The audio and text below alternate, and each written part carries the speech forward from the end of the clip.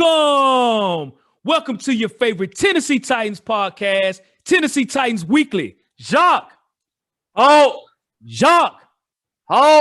What's up, folks? Hello. Football is back. It's back.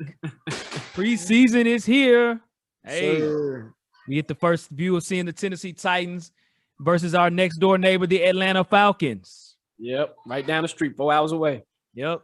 Wow. What a game, man, by the Titans, bro. Mm-hmm. Defense was unfreaking believable, man. Yep. All over the place, man.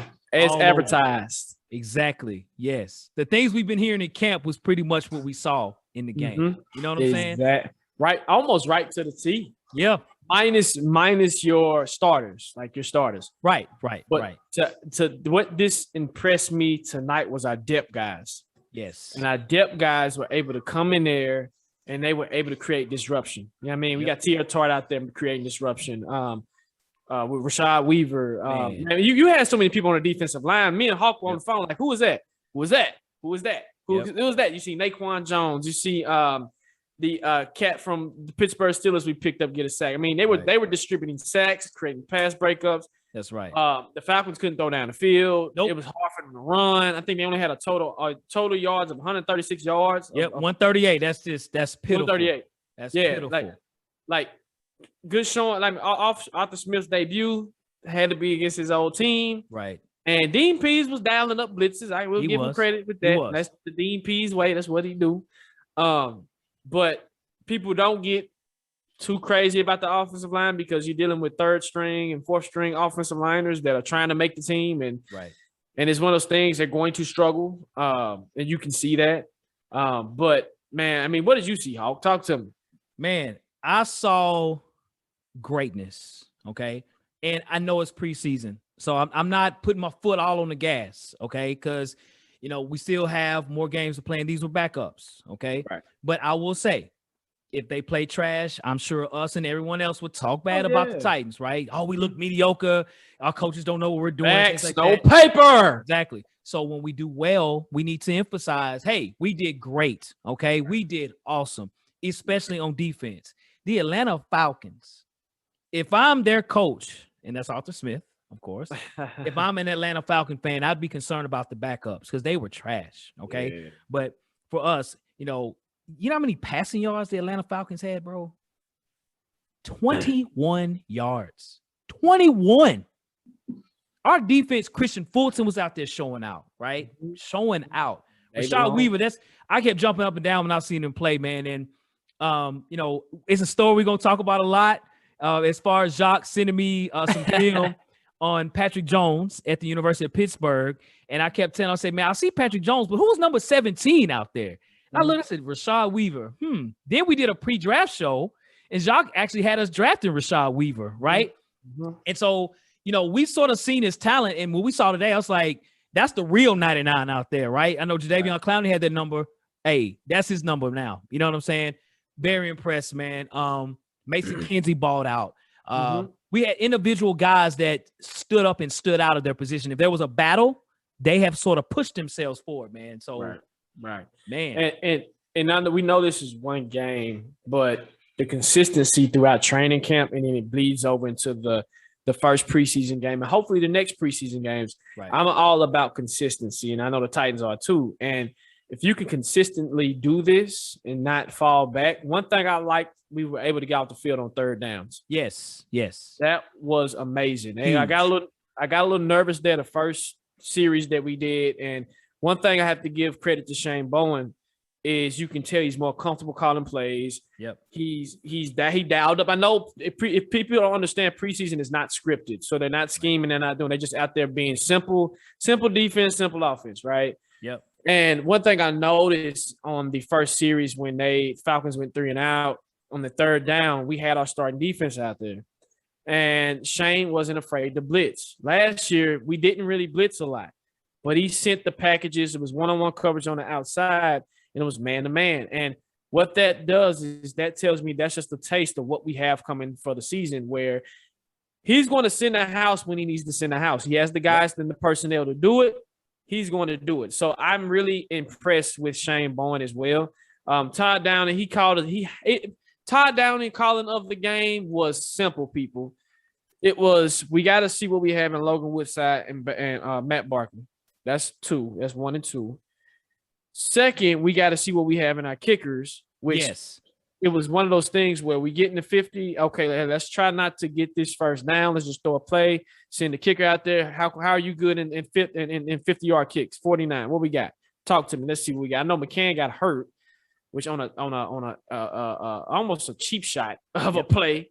But hopefully he's okay. But the offense right now, I feel like is holding back, and rightfully so. And Darrington Evans got hurt, which sucks because Darrington Evans is a blessing in disguise. Yes, and he is. He's good, man. And I just hope he comes back. But to me, the injury looked like a hamstring injury. Yep. They kept saying knee. He looked like it was a hamstring. And we know he has hamstrings right now of spaghetti noodles right now. Right. You know what I'm saying? Because he's definitely a heck of a running back. He's definitely a hell of a player. Yes. It's got to keep him healthy. You know what I'm saying? Right. And that's what it looked like. It looked like a hamstring. And if he can be healthy, he would definitely be a part of our offense. He definitely will. So he might not play the next game or two, you know, just rest him, man. Just try to get him ready. And, you know, when I look at the offense, you know, as far as how well we did on offense, you know, Matt Barkley, Logan Woodside, I think both of them played about pretty even. Some weaknesses and strengths on both of them. You know, and I think, you know, Woodside to me, you know, and I'll give you this, Jacques, because you said this during the game where he seemed to be more in control of the offense. So I totally agree with you on Jacques. I totally agree with that. And he's been here. He had that. And I give Matt Barkley the fact that he's throwing some needles out there. You know, when those opportunities presented themselves, he did that. I do think he throws a little high. And I think Logan Woodside takes a long time to throw the football. But, you know, those are some of the strengths. But I don't think either one of them sort of much ran from the other one. You know what I'm saying? But, you know, I think the running back ran pretty well. You know, when I look at the run game, Sargent, I thought he ran the ball pretty well when he had those opportunities. You know what I mean? So, you know, I saw a lot of positives out there. I really did, man. Right. Positives that way to negatives. I mean, we can clean up the penalties. I think we do need to clean that up. Just certain things that we need to fix, but it's nothing too glaring to be like, oh man, I'm panicking. But people, you got to remember, we're doing this with backups and depth players, and they play with energy that we haven't seen in a long time, especially the defensive line. The defensive line played amazing tonight. They played with purpose. They played with passion. They played with energy. They had the quarterback throwing off his back foot. They putting pressure. Something that we haven't done in a long time is put pressure on the cornerback on a consistent basis. And people, we know this is they have a makeshift offensive line as well. But like Hawk reiterated earlier, you have to celebrate your team when they do something good. That's right.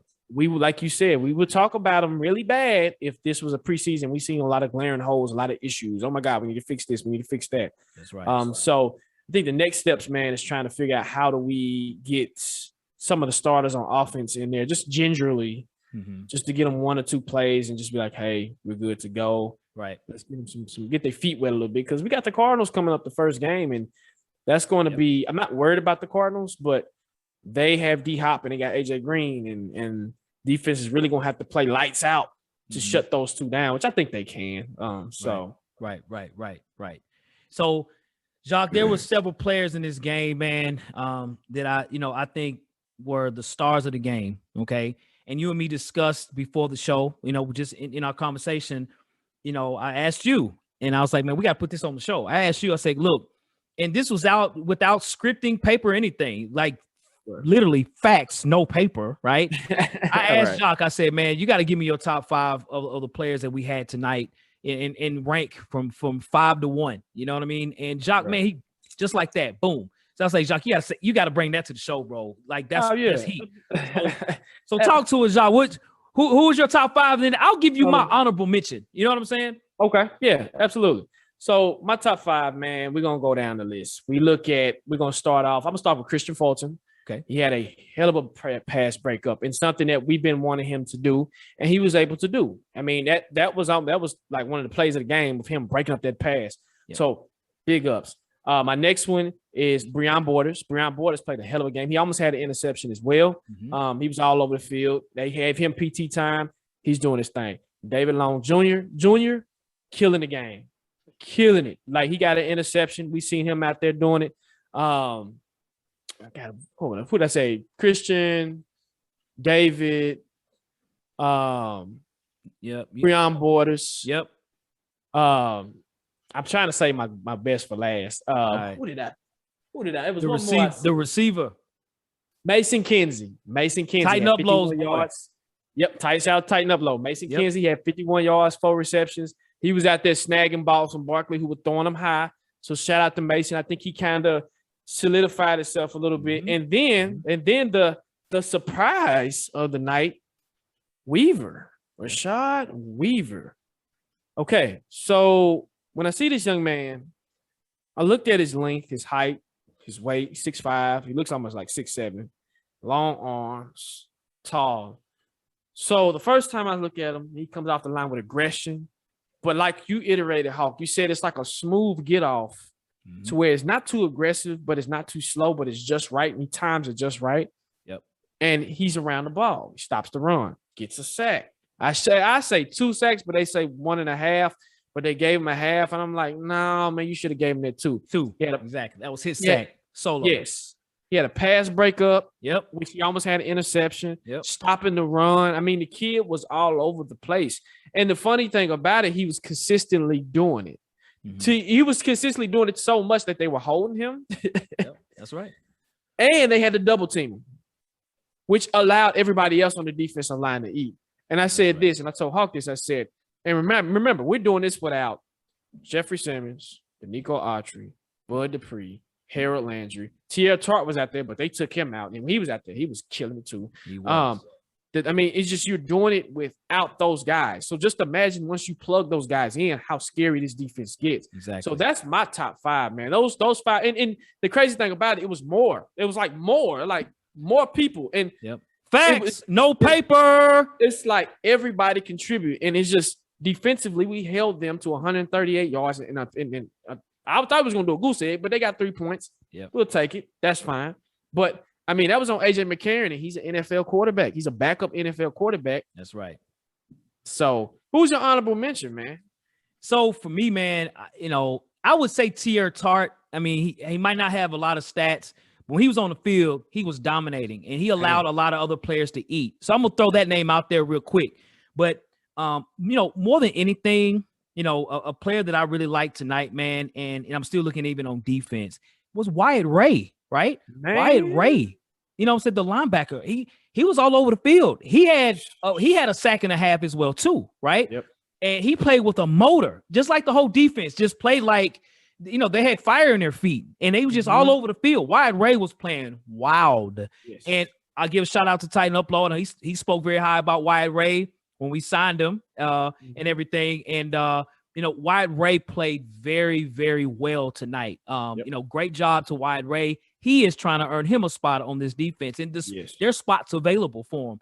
And honestly, too, I got to give it to the kicking game. I got to give it to our kickers. They made the kicks when it was their turn.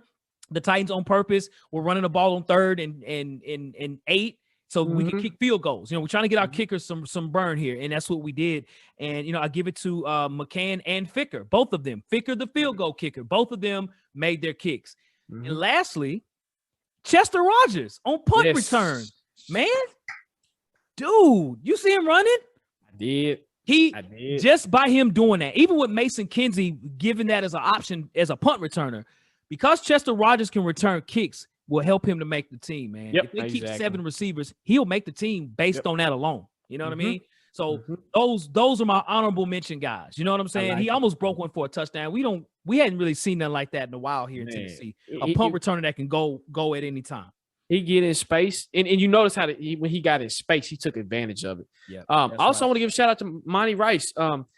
He showed me that he's a very smart football player. There was one play that Falcons were running, and I think he rolled out, and everybody was blitzing, and it looks like it was supposed to be a rollout, and he was supposed to check it down to the tight end, but Monty Rice got into the throwing lane, and I said, you know what? That's a smart play. You disrupted that play. So, I mean, like you said, Hawk, it's some honorable mentions. Now, Let me ask you this. Okay. What holes did you see? I mean, we talked about this earlier. Yes. But what holes? What did you see? Talk to me. Talk to us. So there were a few holes. Now, I want to preface again by saying I know it's the preseason, right? So I'm going to throw that out there. And I know at times you got to put tape on a bullet hole, right? It's just for what you have to do for right now to make it through. But our backup offensive linemen struggled this game, okay? They did, okay? Now, if I ask you all a question, who had the most sacks, I bet most of you would say the Titans had the most sacks, right? Nope. Atlanta had more sacks than us, right? Mm-hmm. Okay. So, when you look at that, well, I'm sorry. They both had I apologize. They had 4 sacks. We had 5, about the same. So my mistake on that. But it didn't seem like it. It seemed like we had much more than they did, right? But we did allow sacks, especially in the second half. And there were a lot of penalties as well from the offensive line. They struggled. The backup struggled. And, Dylan Ruddins, the rookie, he's got work to do. I think he's better at guard than tackle. I think that might be the position he should start out with right now. The other guys, I think 52, the center, allowed Woodside to get destroyed out there, right? Mm-hmm. So the offensive line was a hole that I feel that needs to sort of be corrected. And I think that was the biggest hole that I've seen. There are other things, but I think the offensive line was a major reason why. What hole or holes did you see in this game? Like you said, the offensive line. I mean, those guys are. I feel like what they're doing with Dylan Ruse is they're trying to make him versatile. So they're trying to make him a versatile offense. It's like the Titans like versatile linemen. That's what they like. That's what they can find 1 or 2. They do that. Yeah.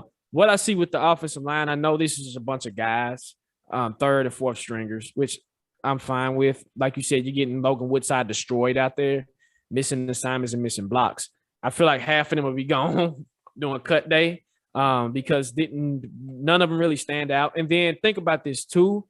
Once guys get cut, you got other guys from other teams coming through as well too. So that's where you can feel those depth too. So I don't feel like this is the final product. Yes, right. From what I've seen tonight, that is a glaring hole. Okay, but it's nothing to really just panic over because ain't none of them are starters. Ain't none of them really out there. It's just Quincy Bear, Lawan. All of them are not out there. Lamb's not out there. Lamb wasn't even out there. So that tells me I'm like, man, we just looking at a bunch of guys out there that's just playing offensive line and Woodside didn't really have time to throw, which he should have got the ball out quicker. I agree with that. Yeah, he should have. Yes, he should. That is correct. But if we continue to play like, man, it's dangerous. But that's the holes. That's the one glaring hole that I've seen tonight. But I mean, it was more positives. Yes. They were successful on all 3 phases of the game. They were. We talk about all 3 phases: offense, defense, special teams. They were able to make a play on each one. An interception on defense, 2 touchdowns on offense, and special teams, 2 field goals, and a nice run from Chester Rogers. So kudos to the Titans, man, and let's keep this consistency going into Tampa Bay because I feel like the big test will be Tampa Bay in practice because Tampa Bay is not going to put their starters out there in preseason. That's just not going to happen. Right. But in practice, when you're going up with those one-on-ones against – and Jack Rabbit has seen these receivers when he was with the Saints, so he understands, hey, this is really competition. So I see we're going to see what Christian Fulton is really made of. We're going to see what Jackson is really made of. You've been to get some big boys now. This is Super Bowl champs. So we really going to see what is cracking. So I'm excited to see that matchup and what they have in practice. It started to hear the chirping about, hey, this person is standing out versus that. I would have liked to see them throw the ball a little bit more. I wanted to see Racy get involved. I wanted to see Des Fitzpatrick get involved. Right. But I guess we can hold off because they might open it up next week. Yes. But Vrabel did mention that he wants to see 200 kicks from each kicker. So just let that ponder. But take advantage of your opportunities, man, when you got them. That's right. And yes, and throwing the ball right. We only threw the ball 23 times. So we ran the majority of the game. So we didn't get a fair chance to see Dez nor Racy, nor really Josh Reynolds either. You know what I'm saying? Not really. Or Marcus Johnson. Right, or Marcus Johnson. That's correct. But that's why what Mason Kinsey did was amazing, right? He had 4 catches in the midst of those 23 passes, right? And when it was needed, 3rd down, things like that, he made the catch pure with his hands. Boom, catch. That's the first down. You know what I mean? So, he sort of stepped up. I think a lot of people weren't really talking about Mason Kinsey making the 7 receiver roster. Oh, he's definitely in the mix now. You know what I'm saying? Yes. Because he brings a different dynamic. I think he's more polished. Yep. And I think he knows what he is. I think he knows I'm a slot receiver. I'm going to make those catches, third down plays. If you need me to return some punts, I can do that as well too. Right. And so those are some major positives of Mason Kinsey, man. Yep. I agree. Yep. So, well, cool, man. Well, Jacques, bro, hey, man, we won the game, bro. I'm excited, man. I'm ready. And so you feel like you see some promise from our team? Yes, I do. Especially defensively. Offensively, I'm not too worried. I just want to see how Shane Bowen and Todd Downing was going to call these plays. And I feel like they both did a good job for what they was able to work with and who they was able to work with. So I feel like I am very proud of Shane Bowen and how he called this game, which is basically unscripted. Yep. But it shows you that the defense is more focused now and more willing to go. Now, I did see where I would like to see Christian Fulton play more press because he was off coverage a little bit. Okay. It was one press, I think it was against Tajay Sharp, and I was like, okay, Jack Rabbit, he don't care. He's up in your face. He's ready to go. But I think that's what we're going to see when Caleb Farley gets in there. And I hope, who I hope to see next week is Caleb Farley. Let's see. Yeah. Let's put him in there and see what he got. Right. So I'm positive. I'm fine. I'm ready to go in the season. I'm comfortable. Yep. I'm glad I see what we got, and this is just only B and C players. So imagine what happens when your A players get in there. That's right. If they play like this, the league better watch out, man, because it's going to be a long season. That's a fact. Well, ladies and gentlemen, y'all, that ends the show. As always, thank you for tuning in as we got this preseason game, man. We are back at it, y'all, with the games, man. I'm telling y'all, we got some things cooking up for the season, so buckle up and be ready. Congratulations again to the Tennessee Titans beating the Atlanta Falcons in preseason game 1. If you want to check us out as well on Instagram, check us out at Tennessee Titans Weekly. You can check us out on Twitter at Titans Weekly 24/7 as well. If you want to email us, give us an email at TennesseeTitansWeekly@gmail.com. Yes, sir. And like I say, every show, if you're not subscribed, subscribe to the show. And if you are subscribed, click the bell notifications because it definitely lets you know when we go live or we post any content.